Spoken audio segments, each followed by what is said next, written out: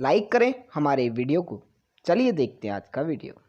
हुकूमत का इस वक्त जो प्लान लग रहा है वो लग रहा है कि देर मूविंग टूवर्ड्स हर्ड इम्यूनिटी। अब हर्ड इम्यूनिटी का जो कॉन्सेप्ट है उसमें 70% इन्फेक्ट होंगे, 3 to 5% को वेंटिलेटर्स की ज़रूरत पड़ेगी, 2% जो है पॉपुलेशन के मर जाएंगे। 2% अगर मरेंगे तो 30 लाख का ये फिगर है, 75 लाख वेंटिलेटर्स को जो है वो ज़रूरत पड़ सकती है।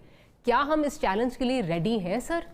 कोरोना को बदनाम ना करें, उसकी वजह है कि 72 साल से या 73 साल से कोरोना टाइम्स ही चल रहा है। उसका नाम पहले कुछ और था, फिर कभी कुछ और होता है, फिर कभी कुछ और होता है, कभी रोटी कपड़ा मकान होता है, कभी शराफत की सियासत, कभी वोट को इज़्ज़त दो होता है। ये एक मुस्तकिल सिलसिला है। इस मुल्क के मुकद्दर में कोरोना के अलावा अब तक मुझे तो नहीं समझ आई। आई एम इन माई मिड-60s। मैंने जब से होश संभाला है मैं एक के बाद दूसरा कोरोना देख रहा हूँ, पहली बात। बाकी जैसी परफॉर्मेंस चल रही है हमारी मौजूदा गवर्नमेंट की, उसके बाद इतना जो वाज़े दुश्मन थे आपके 70-72 साल में, गुर्बत थी, जहालत थी, रूल ऑफ लॉ नहीं था, मतलब था क्या? तो आप अपने विजिबल दुश्मनों के साथ तो लड़ नहीं सके, उनका आप कुछ नहीं बिगाड़ सके। आप इस मुल्क में लिटरेसी रेट का कख नहीं कर सके। आपने और किस चीज़ का, किस विलन का आपने क्या बिगाड़ लिया जो इन हालात में आप एक्सपेक्ट कर रहे हैं कि बड़ी तोप किस्म की परफॉर्मेंस होगी? कुछ भी नहीं होगा। ये घोंघलों से मट्टी झाड़ी जाएगी और झाड़ी जा रही है। डेस्परेशन में इधर उधर हाथ पांव जो जिसकी समझ में आएगा। इस मुल्क का हाल तो देखें। हालात इस वक्त पूरी दुनिया के इसी तरह के हैं। एक नई जो है ये आफत है, एक नई वबा है, हमें नहीं पता इससे किस तरह डील करना है। लेकिन कम से कम ये एक हमारे मुल्क में जो कन्फ्यूजन नज़र आ रही है वो मल्टीपल उसके जो हैं वो फैसेट्स हैं, और उसकी वजह से उस पर हम देख रहे हैं कि कन्फ्यूजन तो है ही, साथ साथ बुरी तरह से सियासत भी हो रही है, जिसकी हमें अगले दिन जिसका रद्द अमल जो है, जो अगले दिन सुप्रीम कोर्ट से जो जजमेंट आई है उसमें नज़र आया कि जब विफाक और सूबे इनडिसाइसिव एटीट्यूड रखेंगे तो फिर इंटरवेंशन होगी। और फिर कोई उसको कहेगा जी जुडिशल एक्टिविज्म हो रही है, कोई और नाम देगा, लेकिन जो आपके करने के काम है वो आप नहीं कर रहे तो फिर किसी ने तो करने हैं सर। बड़ी खूबसूरत बात की, आपके मुंह में घी शक्कर, मुबारक हो। अल्लाह आपकी ये जो मलफूफ किस्म की एक दुआ है, अल्लाह उसको सुन ले। एक बात मैं अर्ज करूं, this is a society of sub man and animals. In between the lines वाली बात कोई नहीं है, बहुत ऑब्वियस है। बट बेसिकली ये बात जो मैंने की है, मैं पूरी जिम्मेदारी से ये तातारियों के नरगे में आए हुए बगदाद का हम शक्ल है ये मुआशरा।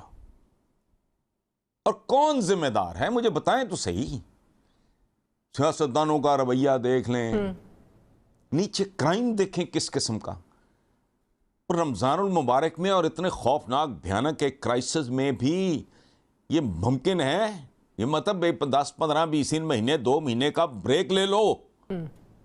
मासूम बच्चों के साथ उसी तरह वो जातियां हो रही हैं, वो अब्यूज उसी तरह जारी है, महंगाई उसी तरह जारी है, वो अपना ज़ख़ीरा अंदोज़ी उसी तरह जारी है। अलीम खान बेचारा पागल हो गया है, वो इनके गोदामों पे छापे मार मार के चोरों के गोदामों से निकालने के लिए उसी तरह मिलावट जारी है। चंद दिन पहले था कि पंजाब में लाहौर नंबर 1 है गंदे और गलीज दूध के मामले में। और दूध भी पानी में मिलावट नहीं, पानी की मिलावट नहीं करते जालिम के बच्चे, केमिकल्स उसमें चलाते हैं। तो आप मुझे नहीं, मेरी नहीं समझ में आ रही कि आप किस मुआशरे में किन बातों पे आप परेशान हो रहे हो। तो पंजाब गवर्नमेंट का फ्यूचर क्या होगा? बिकॉज पंजाब गवर्नमेंट एक बहुत वीक फुटिंग पे इस वक्त खड़ी है। पंजाब गवर्नमेंट का फ्यूचर आप क्या देखते हैं? क्या पंजाब में तब्दीली आ सकती है? डॉक्टर साहब, मैं आपको एक बात बताऊं, मेरा बहुत ज़्यादा कंसर्न, बहुत ज़्यादा परेशानी मैंने चंद दिन पहले रखा है कि परवरदिगार को ऐसी सूरत निकाल दे कि मेरी नस्ल मरने से पहले, वाइप आउट होने से पहले इसकी डायरेक्शन ठीक होते देख लें। ये जिस्मों पे लिबास हैं, रूहें नंगी हैं।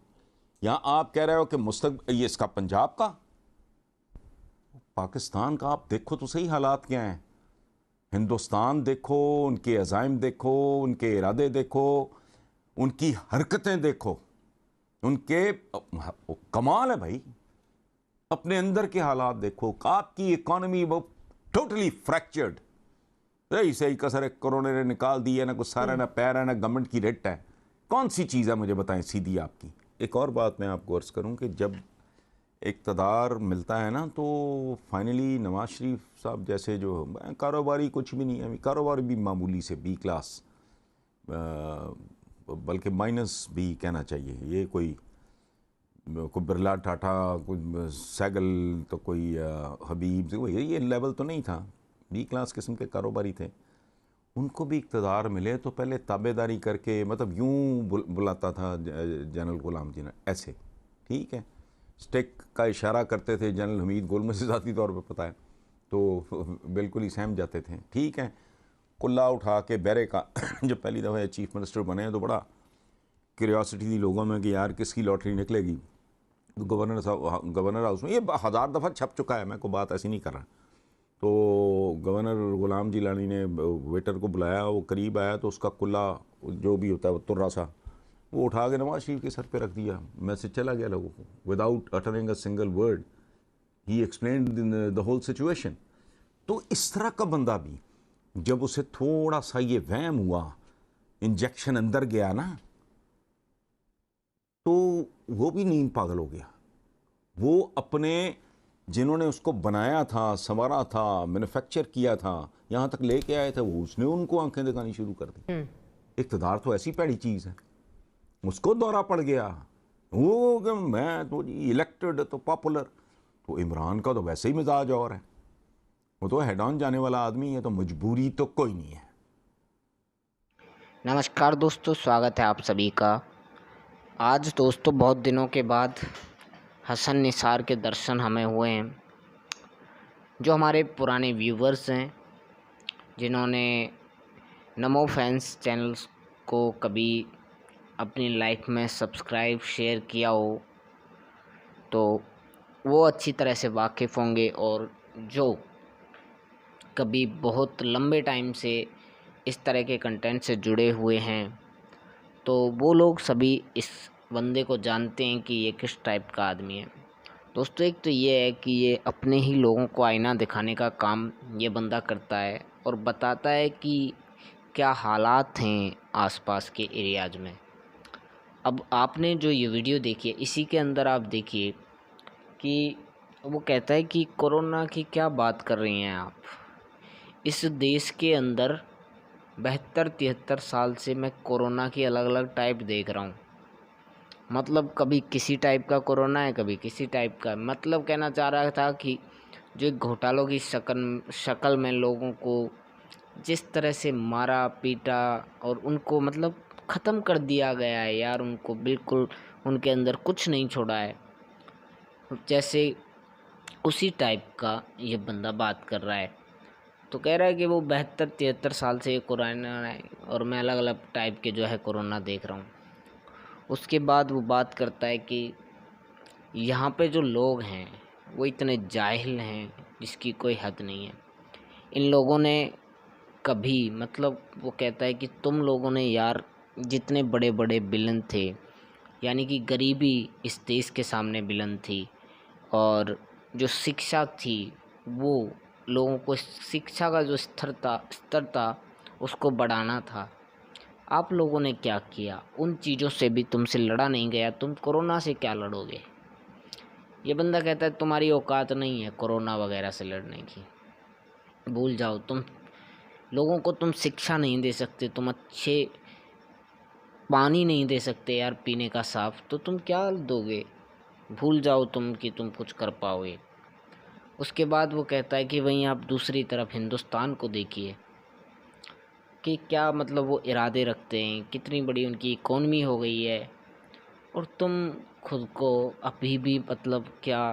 वो कहता है कि आप कह रही हैं कि पाकिस्तानी पंजाब संकट में, तो वो कहता है कि नहीं, पाकिस्तानी पंजाब संकट में नहीं है, पूरे का पूरा पाकिस्तान ही संकट में है, क्योंकि तुम मतलब अपने लोगों को एक केमिकलों से भरा दूध बना के पिलाते हो, दूध के नाम पे। ऐसे देश का, ऐसे लोगों का कैसे भला हो सकता है, आप सोच के देखिए। वो बंदा कहता है कि ईद का टाइम चल रहा है। ईद का टाइम ऐसा होता है कि लोग एक दूसरे की हेल्प करते हैं, मतलब अच्छे और ऐसे काम करते हैं जिससे जो है उनका जो रब है, वो भगवान जो है, उनका जो अल्लाह है, वो खुश हो सके। लेकिन पाकिस्तान के अंदर नहीं है ऐसा। पाकिस्तान के अंदर आज भी लड़कियों के रेप हो रहे हैं। वहाँ पे हिंदू लड़कियों को उठा के उनसे ज़बरदस्ती धर्म परिवर्तन वगैरह करवाए जा रहे हैं। तो इस तरह की इनका कल्चर हो चुका है। ये बिल्कुल रेडिकलाइज सोसाइटी जो है उसमें तब्दील ये पूरा देश हो चुका है। तो ऐसे देशों की एग्जिस्टेंस पर ही थोड़े दिन के बाद सवाल उठने लग जाते हैं, और आप भविष्य में ऐसा देख भी पाएंगे दोस्तों। अभी हमारा काम है इनसे पीओके और गिलगित बाल्टिस्तान को लेना, जो कि हमारी सरकार को सोचना चाहिए कि जितनी जल्दी गिलगित बाल्टिस्तान और पीओके का एरिया इनसे ले लिया जाए उतना अच्छा रहेगा। दोस्तों, बहुत सारी बातें थी जो आपसे करनी थी, लेकिन वक्त की किल्लत है। और मुझे दीजिए इजाज़त, मैं मिलता हूँ अगले वीडियो में। तब तक के लिए नमस्कार, धन्यवाद, थैंक यू।